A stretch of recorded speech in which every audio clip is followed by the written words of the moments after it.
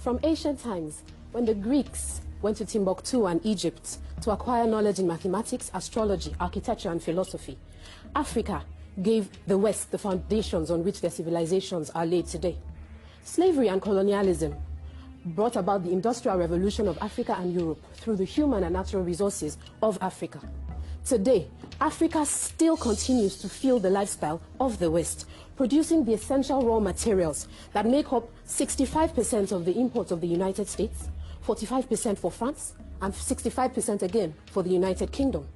6 out of the top 10 diamond-producing nations in the world are African. Botswana, in particular, produces the most diamonds in the world in monetary terms. Guess where the money is spent? 80% of the diamond industry's money is in New York City, $57 billion US. And anybody who's heard the story of blood diamonds knows what this has cost Africa.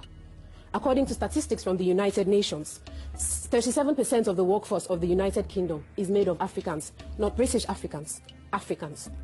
Due to overuse, pollution, environmental degradation, the natural resources of the West are gradually coming to an end, regardless of technology and whatever measures are put in place. The truth is unavoidable. It is inevitable. Africa will be the sole source of natural resources, not just for the whole world, the West in particular. Let's face the truth. The West is coming to the end of an era. Africa is just beginning. Thank you. For the sake of argument, yes, the West provides Africa with aid, but at what cost? The IMF and the World Bank constantly coerce African governments to open their countries up to Western corporations. The Democratic Republic of Congo is the richest country in the world based on natural resources, but it's the poorest. Why? Its wealth of minerals is owned by 32 Western companies. Even after aggressive debt relief campaigns, African countries still pay $20 billion US in debt repayment every year. A stark reminder that this foreign aid you speak of is not free. The notion that the West educates us in any way is a myth, because they simply use a psychological means to make us dependent on them.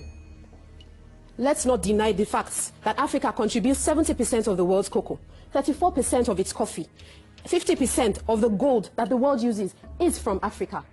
Let's face facts. Africa, if taken out of the equation, leaves the West finished, empty,